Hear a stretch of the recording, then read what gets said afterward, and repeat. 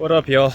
So, and today I just got finished with my run, but I wanted to talk about what to do when your property manager goes rogue. So, the reason I'm talking about this is, yeah, you guessed it, my property manager finally went rogue on me, and so he basically, I covered this in a previous video, but he basically has not been paying me any of the rent. He hasn't been giving me receipts for any of the work he's done, and he's been charging me. And he's been saying that all the rent is going towards all the stuff that I owe him, but then he hasn't been giving me, any receipts for it. And me, being the trusting person that I am, just kind of took his word for it. And then when I asked him for receipts, he put an expense on my freaking account, and this was after people were moved in, and it was really obscure. And I was kind of like, wait a second, like this, I kind of just trusted him while he was fixing things up to get moved into, but then afterward I'm kind of wondering, like, why the hell, like, is there another expense here that you didn't tell me about? And he didn't check with me beforehand. And so then I asked him to see receipts, and he yelled that I called him on the weekend, and he's spending time with his family, and this is all more important than whatever I have to tell him, and that it can wait until he's in his office on a weekday. And so I was like, okay, that's kind of odd.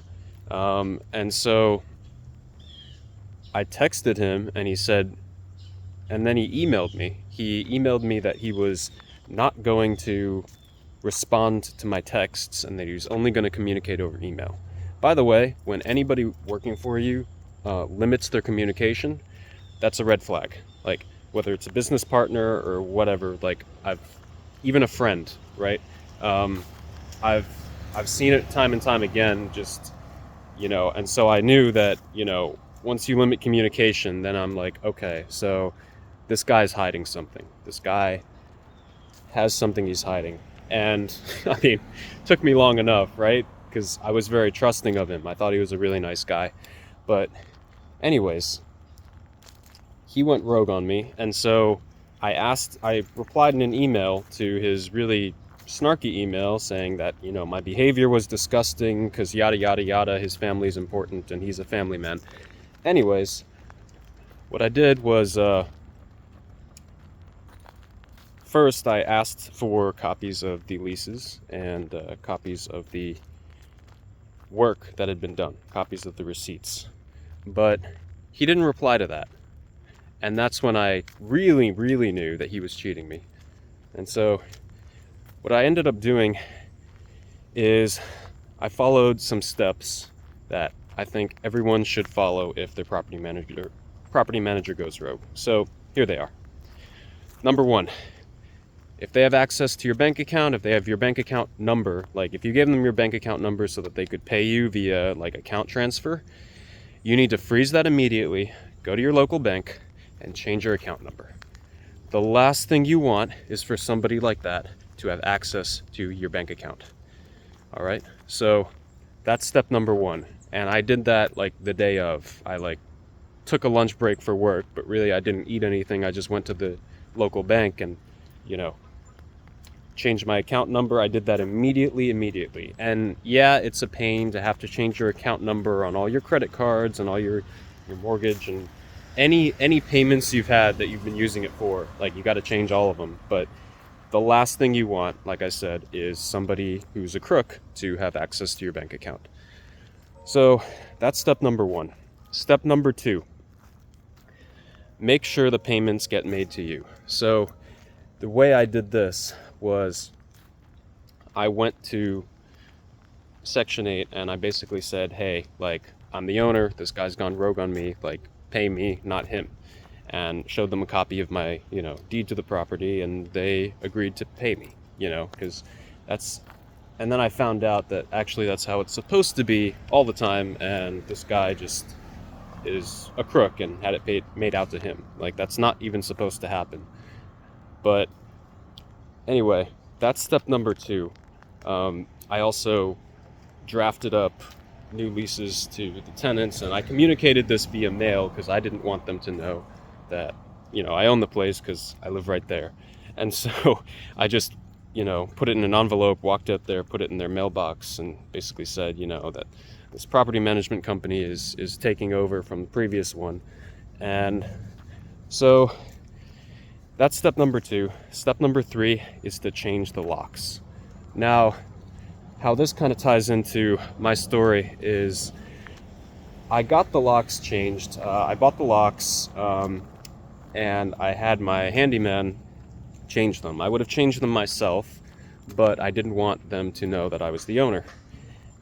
But the thing is, so what happened was I went on a run. I was going to have my handyman change the locks, but then what ended up happening was I come back from my run, right? I'm just in shorts and shirtless and all that shit. And there's this, one of them is screaming. One of them is screaming that she's going to call the cops because my handyman had already changed the locks on her door. And then my handyman told me the other people in the back did not let him change the locks at all. So, split-second decision, I just decided, all right, you know what? I got to tell them that I own the place. And so I did. I went to the back, knocked on their door, and said, hey, please let him change the locks. And they go, no, we can't do that. And I'm like, oh, why not? They're like, well, see, when he came to change the locks, we called the property manager. They were talking about the old property manager that screwed me. And they said they called the property manager, and he said, no, don't let them change the locks. And so I said, okay, well, I'm the owner. And they're like, what? No, you're not. I said, yeah, no, I am. They're like, you can't be the owner. You live right there. And I'm like, yeah, no, I know I live right there, but I'm also the owner. They're like, what? I thought you were a tenant. And I'm like, no, I can show you a copy of the deed. Like, I really do own the place. And then, so I went into my house, got a copy of the deed, showed them the deed, showed them my ID so that they could be sure that, the name matched and everything. And they were like, all right, he can change the locks. And so my handyman did change the locks. And so that got sorted out. But yeah, I mean, I had to basically blow the cover on this kind of act I'd been keeping up for the better part of a year. I really just didn't want them to know because that can cause a lot of issues, right? But no, they were very good, sports about it. I got to give it to them. They were very understanding. But yeah, that's really step number 3. And the reason you want to do that is because you really don't want the property manager to be able to access your property anymore and come in, intimidate the tenants. Or it's really not a good idea. So that's why you want to do that. All right. Those are really the 3 steps that you have to do. After that, I mean, already, if your property manager breaches the contract, by the way. If they breach the contract, then, all bets are off kind of thing. And you can tell them to hand in the keys, which I did. And if they don't respond to that, that's when you take these 3 steps, right? Now, I did a little bit more because, I wanted to save other people. So I also reported him to the Better Business Bureau, and you can report them to the Real Estate Commission, right? And those are 2 things you want to do, after you kind of save yourself a little bit. Before that, you want to worry about your own thing, right? So those can be steps number 4 and 5. But yeah, the major point I want to emphasize here is that you wouldn't have to do any of this if you read the contract and found somebody you can trust. So you could probably scrap everything that you heard if you just read the freaking contract. And yes, I'm beating myself up about that. And yes, I wish I did. And yeah, I was an idiot to even sign on with this guy, and the warning signs were there and all that. I remember in a previous video I made, somebody commented that like I seemed really, naive for taking this guy's like word and all that. And I mean, yeah, whoever wrote that comment definitely gets to say I told you so with this one, because it's been kind of a nightmare. So as it stands now, I told him not to enter the premises, otherwise that would be considered trespassing. And I told him not to contact the tenants, or that would be considered harassment, right? And Section 8, he tried to get money from them. He tried to get them to keep paying him. Obviously, that didn't work. I think the next thing he's going to do is either threaten to sue me or threaten to, harm me or whatever, but I'm not really afraid of either. I have so much evidence against him, not doing his job, that if he sued, he would lose a lot of money, because he'd probably end up having to pay me rather than the other way around. But yeah, that's how it stands right now, and I'm getting cameras installed for him in case he comes on the premises and trespasses. I never thought I would have to get cameras for a property manager to make sure a property manager did not come on the premises and steal anything. But hey, sometimes life is wild.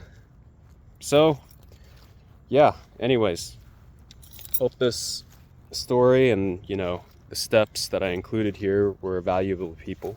I mean, it's only 3 steps, but it can be a little bit nuanced depending on your situation.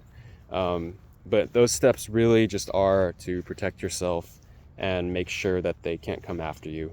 And again, this is only if your property manager goes rogue and isn't fulfilling their contract and is doing a really shitty job like mine was, which is actually, from talking to different people, a little bit more common than I originally thought. So there's a good chance that, if you do end up, buying real estate and using a property manager, you will run into something like this. I hate to say it, but it turns out there's a lot of scummy people in the property management world. So anyways, yeah, hope this was helpful, and I gotta go shower now.